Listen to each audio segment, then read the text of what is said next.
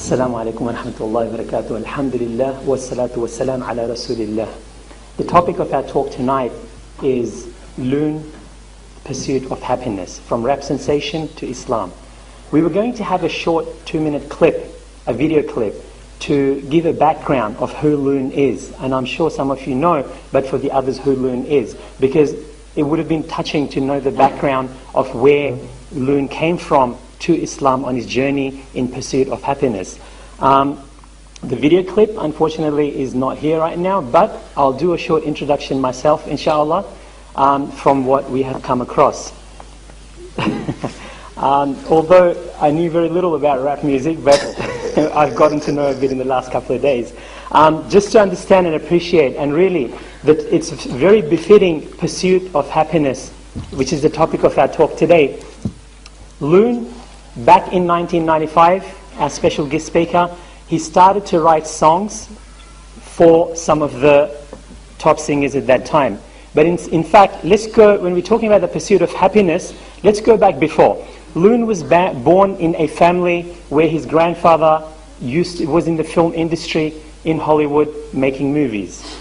As a child,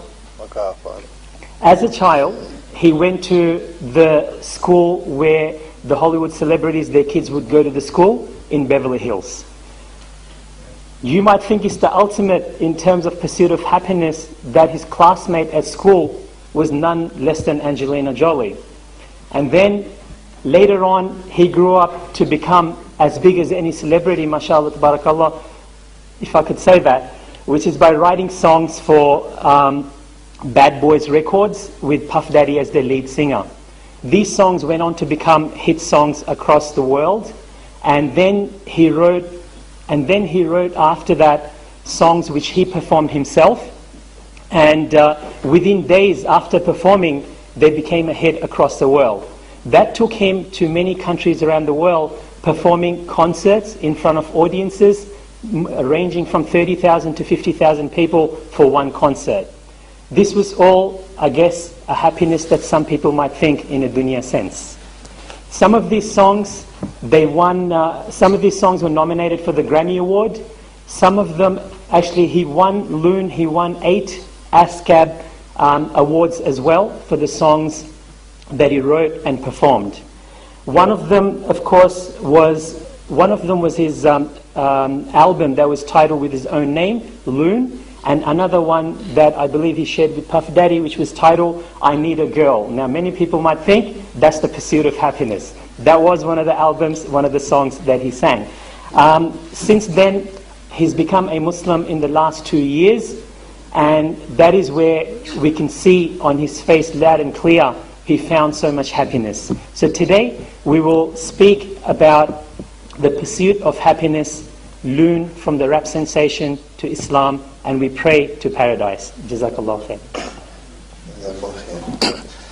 Assalamu alaikum wa rahmatullahi wa barakatuh.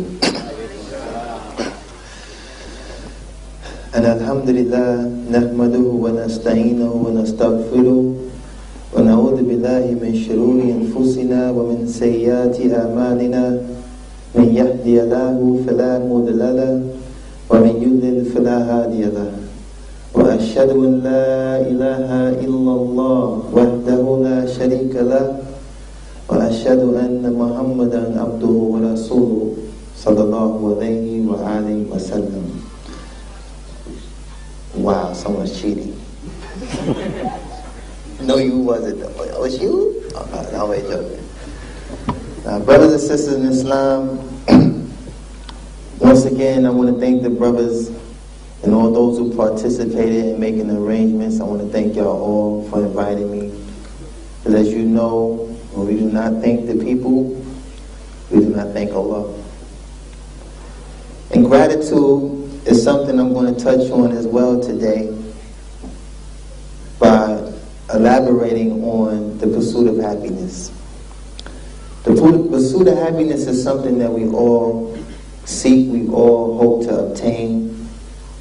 We all go through very strenuous lengths to try to find true happiness. And I want to share with y'all today basically my journey, which led to the happiness that only Islam can give you.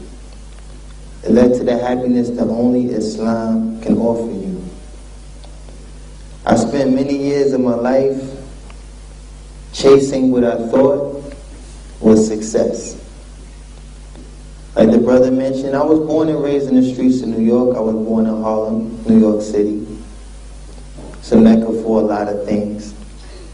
Drugs, violence, hip-hop, you name it. Anything sinful under the sun definitely took place in Harlem. And this was the environment I was born and raised in.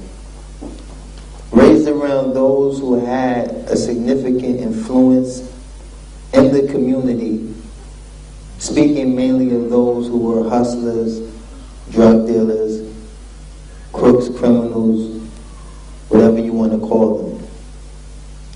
And being that this was the most dominant influence in the community, this was the beginning of my pursuit to obtaining success, was by indulging in the activities that took place in my community in regards of drugs, violence, etc.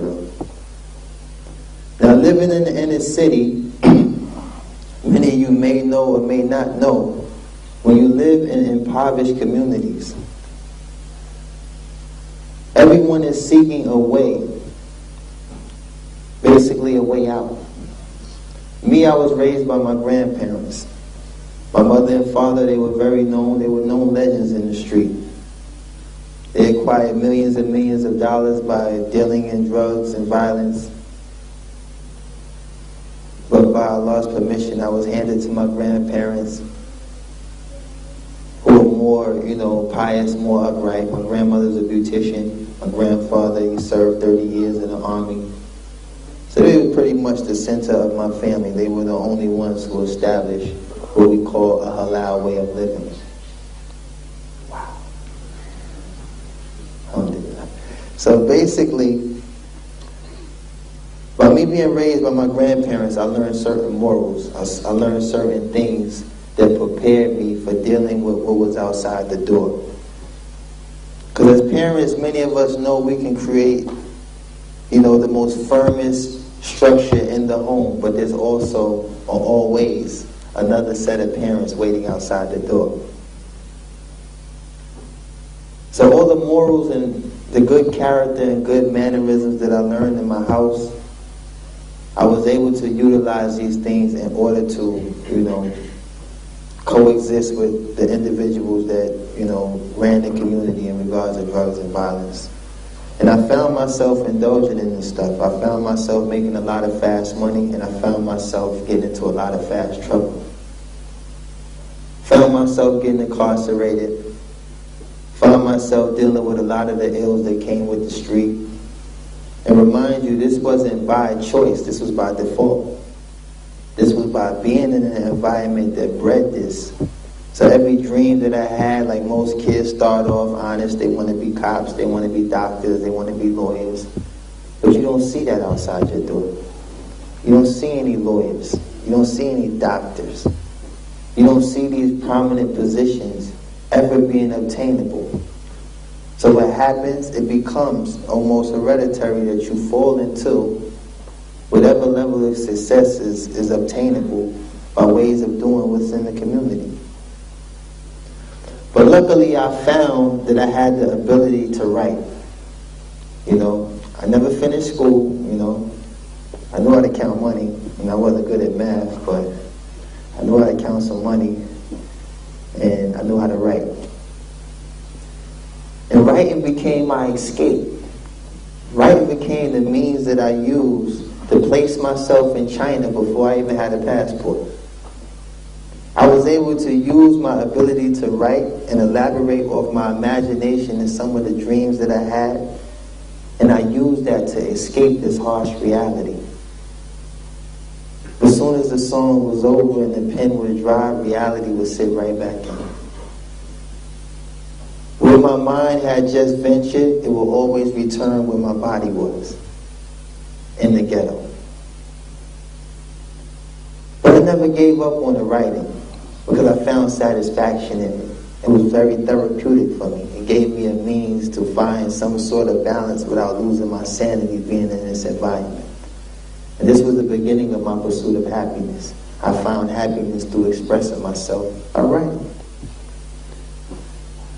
But by writing, I discovered that this was something I could truly use in a more, business sense.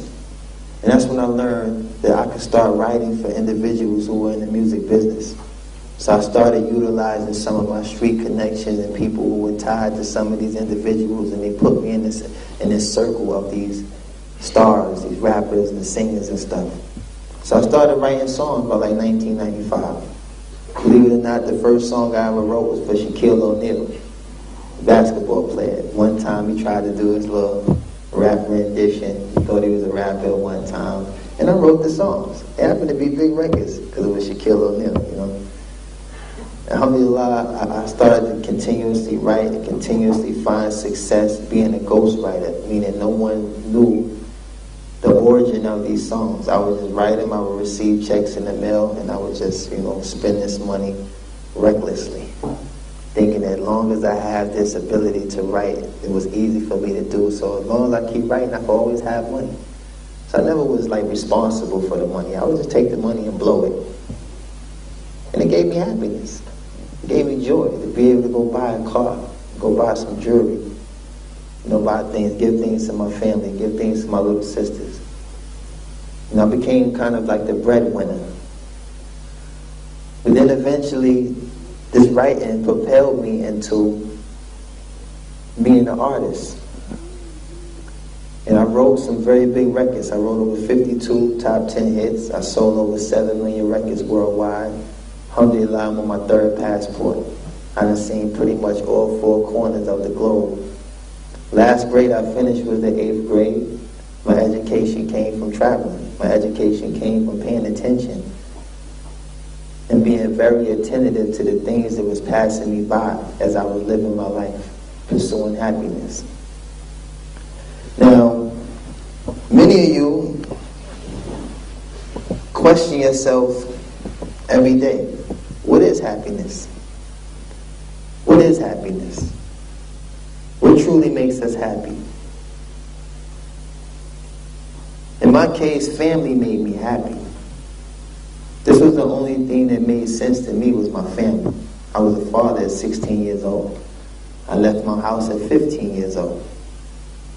I've been on my own pretty much my whole life. So when I look at some of the young brothers here and I can see the new in their face and I can see the innocence, I can tell that you still spend hours playing Xbox and you're enjoying your childhood. These were things I missed. These were things I missed because I had to endure the responsibility of being a parent at a very young age.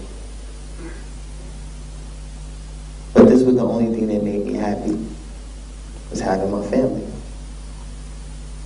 But when my career took off at Bad Boy Records, which a lot of y'all may be familiar with, Puff Daddy, P. Diddy, Sean Combs, Diddy, the many names he has, alhamdulillah, may Allah guide him.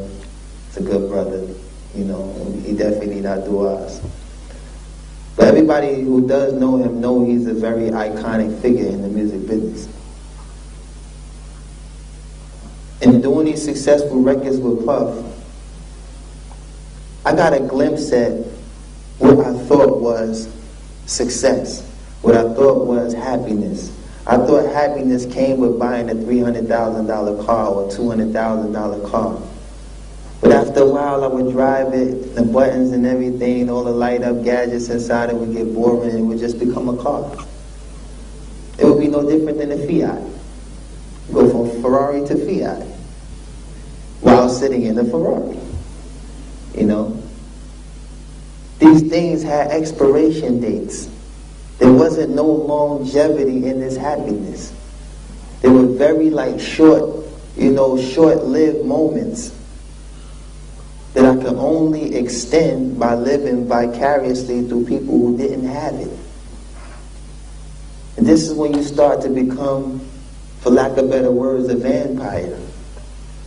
Because I need to suck the joy from you in order to be happy about what I have. SubhanAllah.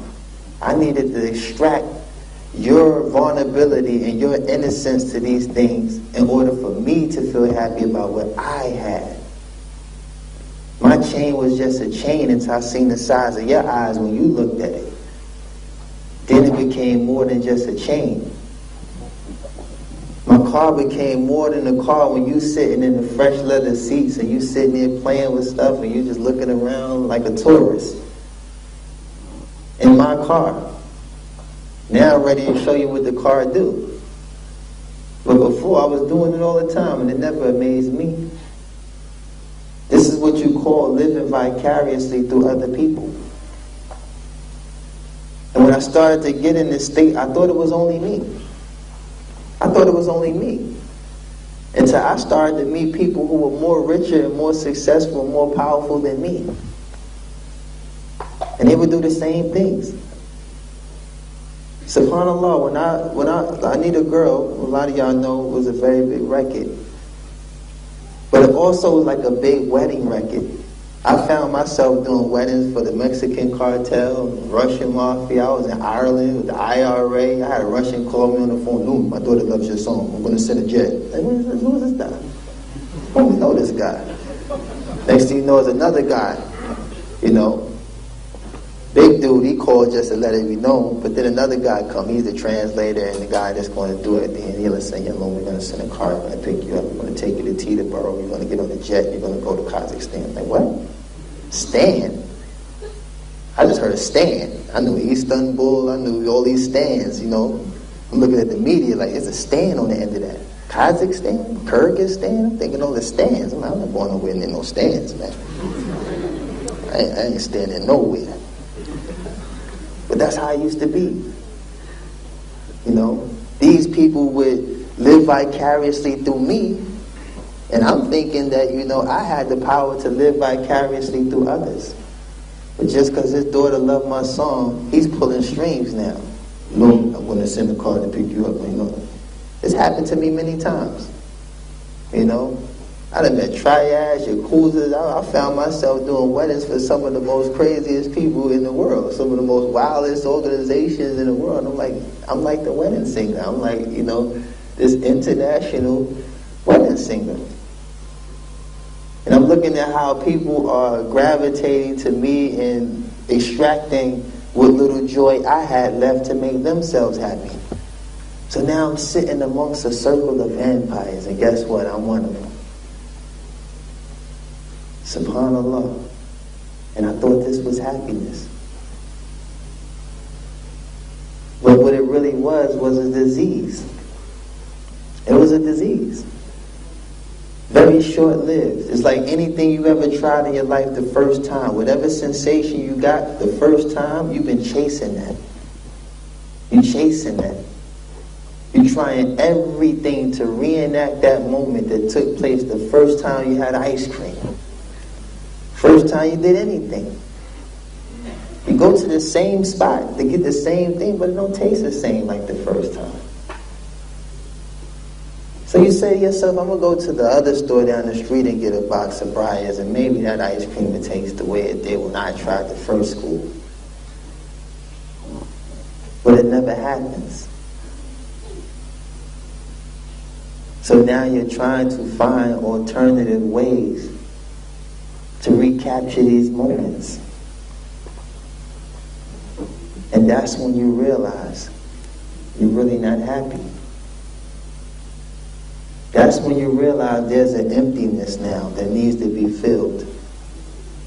Because all the ambiance around my outer shell and my exterior looks like this guy is having the time of his life. You are turning on a video, you're seeing 3-minute and 40-second frames of me, quote unquote, living it up. Young kids all over the world are looking at us, jumping out of helicopters, riding Harleys, doing all of this in just one session. 3 minutes done went by. We done been in 3 different vehicles, 2 different states. And you're looking at this fascinated, like these people must be extremely happy. Some of y'all done seen videos where brothers is just throwing $20,000 and $30,000 in the air. It's raining money. You sitting up there looking at your bills like, man, if I could just fall out the TV screen right now, I would pay my house off and everything right now. I would just pay everything off 6 months ahead. But all we was doing was forging happiness. We was forging it. Forging it. I heard of counterfeit money. We had counterfeit lives. It didn't matter if we owned some of the things inside the videos. It still was being forged. Can you imagine touring the world and having cars you don't even get to drive because you're always on the plane? What are they there for? What's the sense of 5 cars if you're only going to drive one? It ain't like one going to get you there any faster. Yeah, I tried driving out here in Brisbane. You see all the speed bumps and stop signs. You ain't really going to enjoy no Porsche. You'd be lucky you get the second gear. SubhanAllah. You'd rather have a truck with some extra shocks that you could just run all up and down the street and get places faster than the guy in the Porsche. You know? Doesn't have a real value. So I used to constantly ask myself, what is missing? Why am I not happy? Why am I not happy? Why am I not happy? Why am I frustrated? Why am I now getting frustrated with my fans, the people who are purchasing the records and the people that are aiding me in obtaining the success? Why am I snapping on them now because they still so happy and geeked up to see me, but I'm not really happy and I don't really feel like signing your autograph right now. No, I don't feel like taking a picture. I'm not happy. Then it started to turn into, why are you so happy? For real. This is how you meet a celebrity on a bad day. You say that guy's a jerk, you know. I bought his record for $14.99. He's a jerk, yo. All I asked him was for a picture. He had the big guy with him take my camera and throw it on the moon, man. But the point was, you start to get frustrated because you extracted happiness from them. Now, you're looking at them like, why are you so happy? And that's when you start to realize your value. You start to realize, like, why is this person acting like this about me? If he only knew what I was going through right now, I would trade in anything just to have that genuine smile that's on his face right now. I would trade in anything to have that innocence and that naiveness that comes from not really knowing why you even happy. I would have did anything to be as pure as the person standing before me. All he spent was $14.99. And he got everything he wanted. I may have spent hundreds and hundreds of thousands of dollars, and I just want what he got. And this is when I start paying closer attention to my surroundings. And this is when I discovered you, the Muslim. This is when I discovered the Muslim. This is when I started to travel the world and I started to pay so much attention to my surroundings, and what I saw once I left America was pieces and traces of Islam. Every place I went, I started to see people who didn't have much, happy to serve their God. I seen people who were way less fortunate than me, had a certain sense of security that I couldn't buy. My security came with earplugs in their ear and a whole bunch of creatine in their system. That was my security. I was telling the brother about the brother that used to bodyguard me. He was shorter than me. He was a federal bondsman and he had a license to carry a gun anywhere in the world.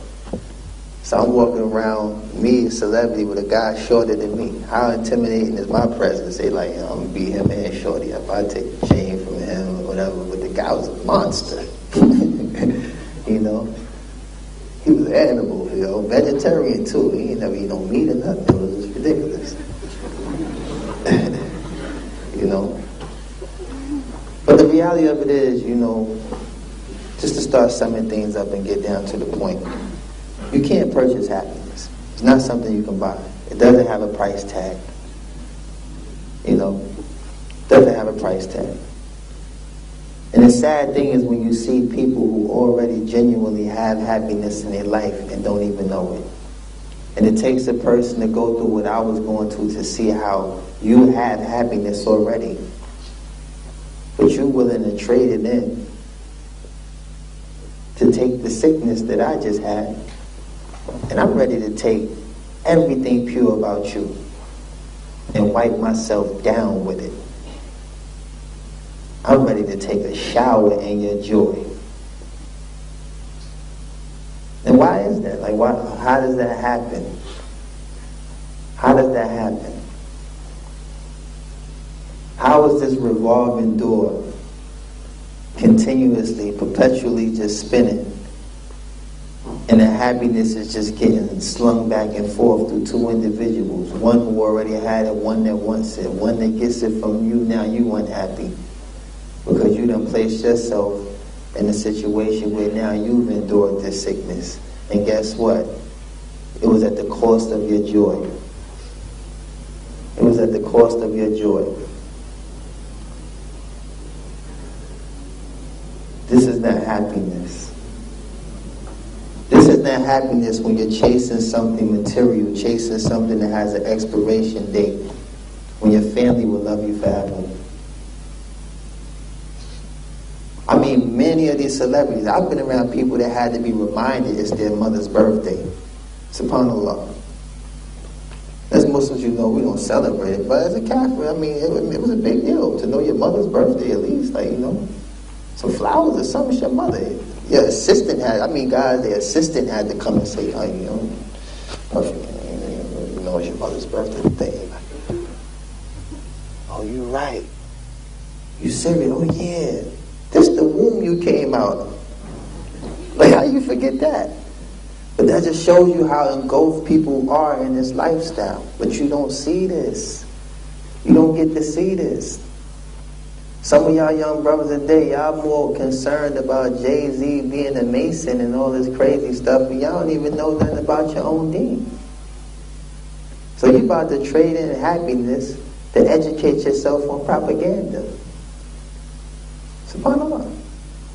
This is not a fair trade. This is something that's crazy. And I can see it now. I couldn't see it before, but I see it now. It's like this is kind of like, this is destructive. This is self-destructive. Sisters as well, y'all not free from this. You know, some of y'all ready to trade in this security, this modesty that you've been given, to put yourself in a situation where you're looked at like an instrument, or where you're looked at like a tool, an object of beauty, when Allah already sees you that way. And any pious man who fears Allah, he sees you that way. So where does it become this obligation to remove yourself from that, to start gradually exposing the adornments that make you who you are? Because believe me, I've seen some crazy things happen to women that I'd be scared for my sisters in Islam. To be honest with you. I'd be scared for a woman, period. Because I have a lot of women in my family. Most of my fights in the street was because of women. I got 2 twin sisters. My grandmother, she had 4 girls, no boys. Everybody had girls. All got long, pretty hair. You understand? It was summers I was walking around with a cast because I tried to remove all the rubber teeth because of one of the girls in my family. I was very overprotective about the women in my family. I was raised by a woman. My grandmother raised me. She didn't have to. I wasn't her child. This is why my songs was a reflection of how I felt about women. I need a girl. It was the best I can do for myself. It was the best I could do for myself. It was the best image I could project for myself based on the lifestyle I really was living. I was Loon from 13. Loon wasn't a name that came with the record. Loon was because I wasn't wrapped too tight. Loon is short for loony. Loon funny in Arabic? Huh? Majnoon. You got a friend named Majnoon? You hang with a guy named Majnoon? Come on. Let's do the math. I wasn't the guy that was just, the box of chocolate and flour guy showing up at your door That wasn't who I was. But that was the best of me at the time. That was the best of me. I considered all the women I loved, all the women I respected and appreciated when I wrote those records. And that's what kind of helped me abstain from that life when I started to see young girls who were forging their identification to get in some of these clubs. 16 years old, finding themselves, laying somewhere, and slipped a date rape drug. Never once gave away her chastity. But on this night, because of one foolish move that added a few too many numbers next to her age, put on too many layers of makeup, threw on a 3-inch heel, and found herself in a situation she wasn't even prepared for. And when these things used to happen in my career, I never wanted to be responsible for them because I knew my intention. My intention had nothing to do with those things. But after a while, I had to accept it because it was more common than rare. It started to happen more. Young brothers, seeing me come through my neighborhood and all these nice cars and all that stuff, and they standing on the corner, hustling, doing their little tools and fuels, and they get themselves jammed up, plotting to get something faster, because this ain't working. We need to rob a bank. We need to rob somebody. We need to do something, man. You seen that car Moon has? I need that. I done seen lives lost for nothing in the streets. Absolutely nothing. Just for a person to have a short-lived moment himself. To spend 25 years, the rest of his life in jail for one little robbery. Just to have something for 5 days before he gets trailed down by the police. Beat to a pulp, put in a car, and spending 25 years of his life down the drain. And the only thing you got to talk about that whole 25 years is that 5 days you had a Ferrari. Stuff them up. This is sick.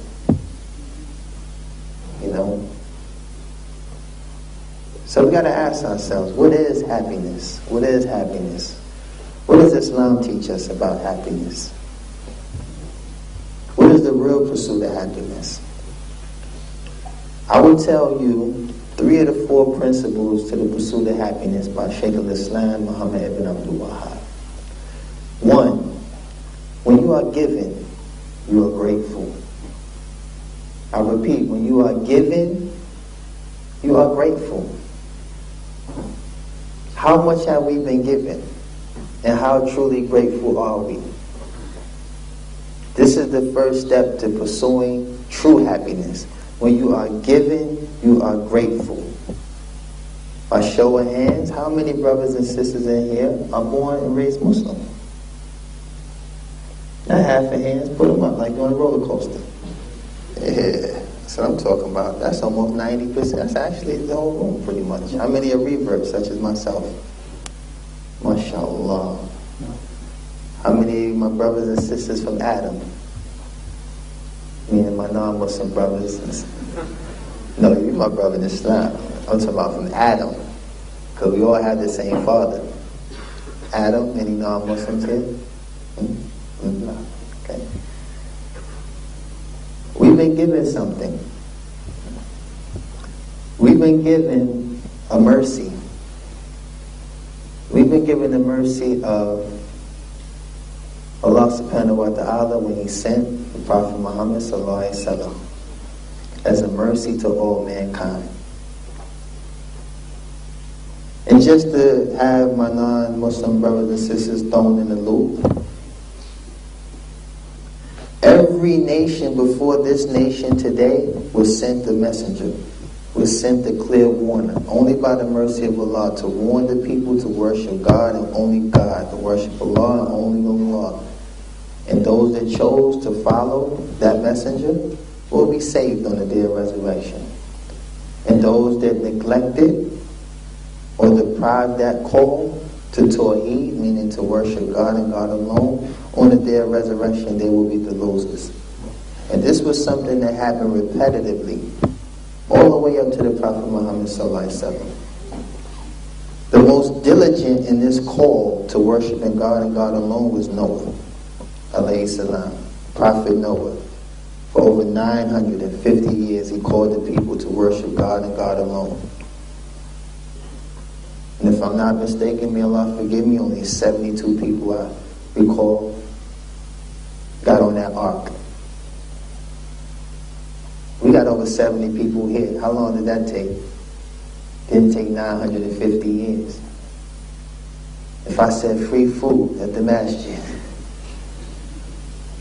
that joint would be full before I finish the sentence. Free.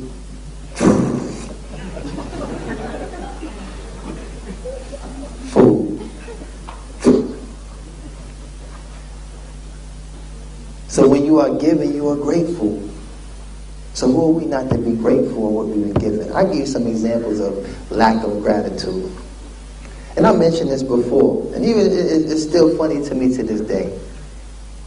Because I've been asked a lot of these questions, and it just sometimes it's hilarious, but at the same time I look at it sincerely and seriously. When someone says, Brother Amir, you know, they have like Dancing with the Stars on TV. You know, why we can't have Dancing with the Sheikh? I'm looking at it, brother, like, you seriously want to answer to that? SubhanAllah, you really want it? I'm saying, you know, it'd be dope if, you know, you spin a sister around in their car and do, you know what I'm saying, the brother come out with the gutra on his head. What you think? Like, okay, come on, are you serious? You'd be surprised. I'm trying to tell you, I've been asked some crazy things. Brother man, you know, they got the NBA, right? Why we can't have the NBA? The Muslim Basketball Association. I mean, it'd be dope, you know? Especially if the championship game is during Ramadan, we can break our fast during the halftime show. And I mean, and people be, these be ideas. They really be just revved up, and I be looking like, wow.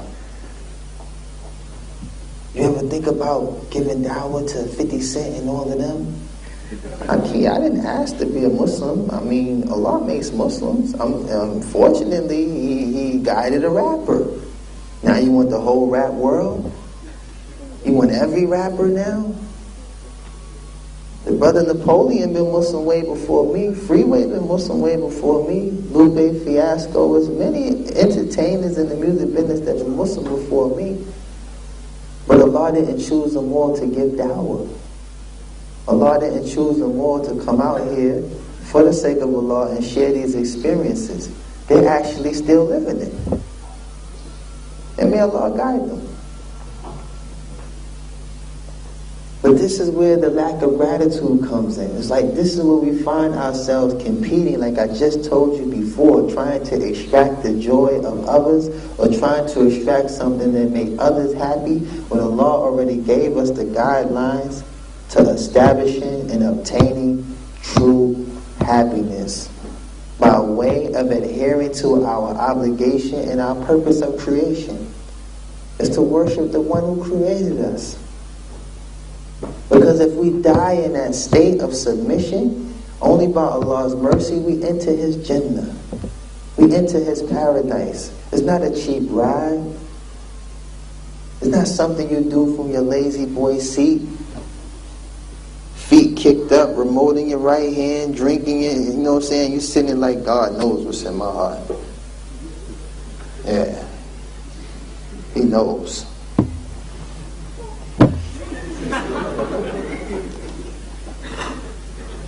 SubhanAllah. When people say that to me, I say, you're right. You're absolutely right. I don't even argue with them. You're right. Allah knows what's in your heart. And He knows your statement and actions go right in accordance with your heart. And guess what? You're absolutely right. He knows what's in your heart. He knows what's in all our hearts. He knew what was in your heart 50,000 years before He created man. He knows what's in your heart. So when you make this statement, reflect on it. Don't just say it because it sounds good. Don't just say it because you're trying to conceal your negligence or your lack of gratitude. That's what it is. It's a justification for saying, I'm really not that grateful. But you know what? God knows the gratefulness that's in my heart.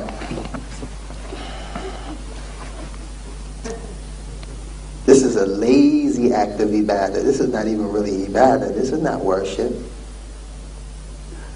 Worship is taking the most beloved part of your body. Most beloved. For the sisters as well. This is the part you love. And placing it on the floor. That's gratefulness. That's gratitude. So when you are giving, you are grateful. This is for the shabab as well. Y'all young brothers, I hope y'all paying attention. You ain't working yet, right? You ain't got no job, right? You got a job? You better than me. You better than me. You know, right now, your job, you do have a job. You know what your job is? That's your obligation. It's the worship. It's your job. It's also an obligation, but it is a duty to be dutiful to your parents. It's a duty. To be dutiful to your parents. Why? Because they provide for you. You ain't working quite yet. I ain't see you put up nothing for the phone bill this month, did you? So when you are giving, you are grateful. And y'all all are grateful. MashaAllah. Alhamdulillah. Y'all all are grateful. But as adults, you know, this is where we fall short. We don't show the gratitude for what we were given. Second, when you are tested, you are patient. When you are tested, you are patient. Why are we patient? Because we've been given the greatest incentive for being patient. After every hardship comes what? Ease. Ease. If somebody said, yo, Akhi, I need you to stand on this corner, sell oranges in the blazing hot sun for 5 hours and I'll give you $5 million. Your name will be Abu Tangerine, right? You be out there slinging oranges like it's no tomorrow. Get them while they hot. Sweat pouring off your head, you don't even feel it. You just throwing it. You just, Why? Because your incentive at that moment is dunya. But it's an incentive to actually make you move, to actually make you be patient with the sun, make you be patient with the customers, it makes you be patient with everything that is going to transcend as a form of hardship, because the incentive is what? $5 million. Which will soon disappear, trust me, especially after taxes. Y'all in Australia. Ain't in no Muslim country. So when you are tested, you are patient. And this is incumbent upon all of us because, like I said, we have the greatest incentive for being patient. But I've been around those who don't understand this incentive and quite frankly never heard of it. So they lose their minds. They panic. They panic. And they search and reach for every alternative to suffice the reason why they don't want to wait. Especially rich people. You might go to a store. I used to be this way, trust me. You want something that ain't in stock. What do? Hey, give me the number to the headquarters. Give me the number. Now I'm about to order something all the way from Dubai when I could have just waited till it got to the States. Can't be patient. And this is just a small example, you understand? They can't wait. Picture somebody that need a blood transfusion. Oh, the blood bank is short right now. Oh, let's get on a plane. I'm going to India. I'm going to suck some blood out of one of those Indian guys walking around. I just can't wait. I need blood now. They don't trust in Allah. They don't sit there and patiently say, Qadab Allah, if Allah wants, my life to continue, inshallah, Allah said after every hardship is ease. I'm almost certain that ease is going to come, so I'm going to be patient. The blood is for me, inshallah, blood is for me.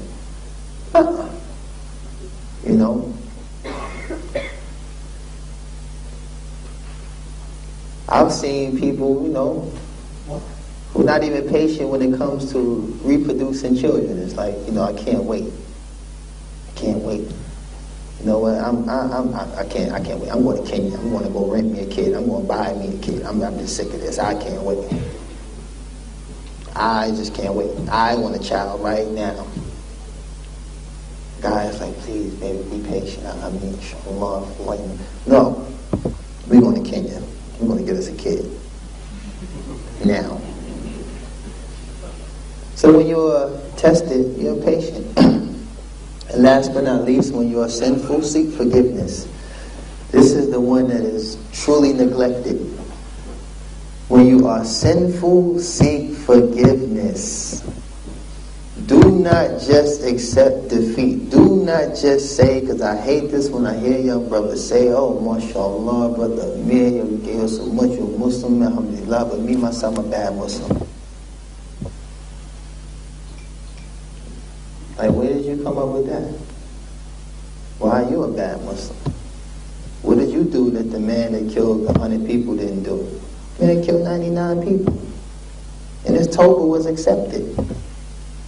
What did you do that you such a bad Muslim? Because when you place that title on yourself, you become that. You become that. You start to project it. You believe it. You start to project the image and the character that comes with it. And guess what? Other people can identify with it. And then at that point, it's evident. You become the bad Muslim. It's not saying you are.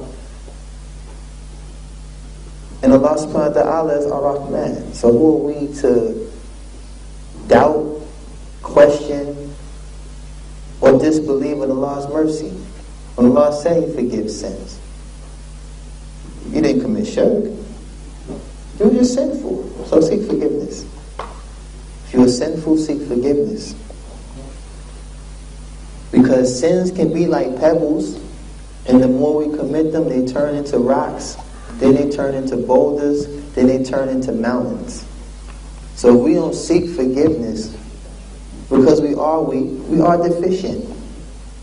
There's not a man or a woman in this room who doesn't have a deficiency. You were created with one.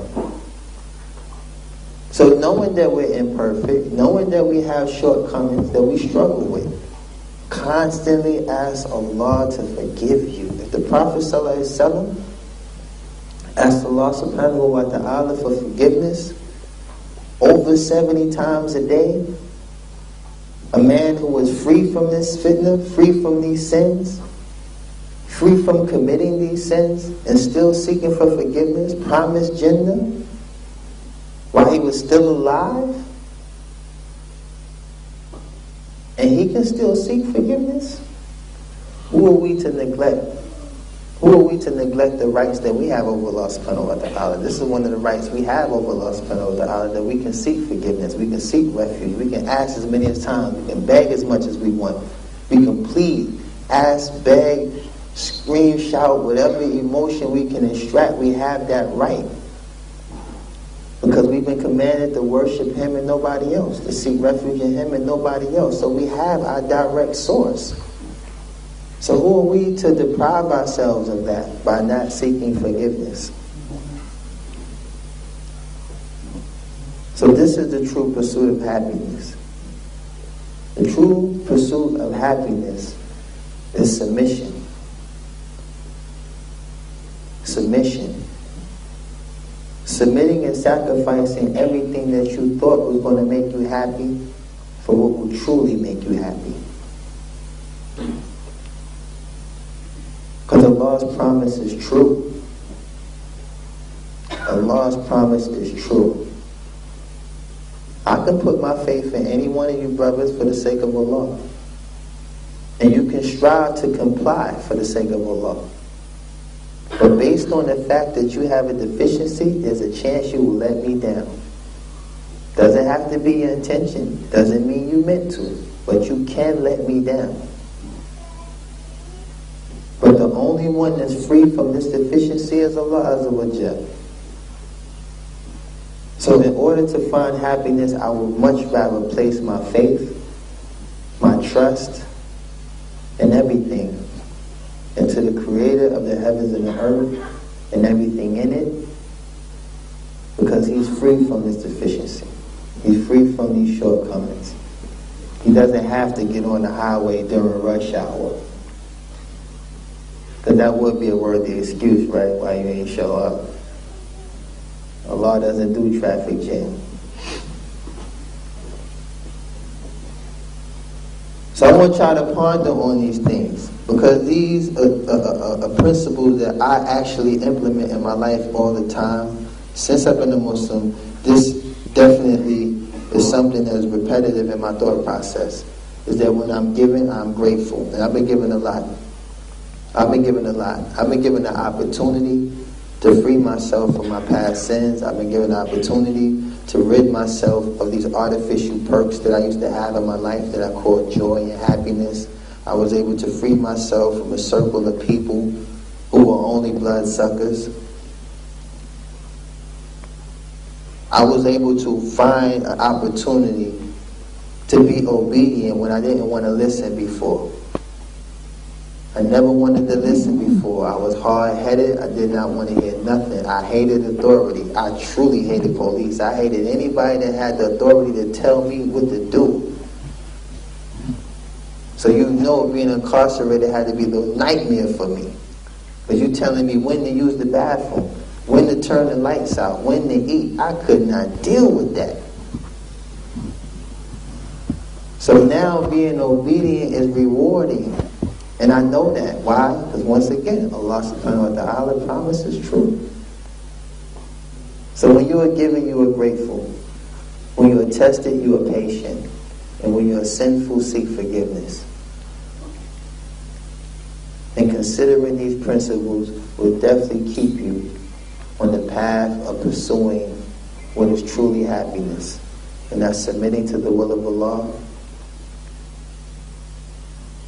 worshiping Allah subhanahu wa ta'ala alone and associating no partners, striving hard to the best of your ability to implement the sunnah of the Prophet sallallahu alaihi wasallam and his companions, radiyallahu anhum ajma'in.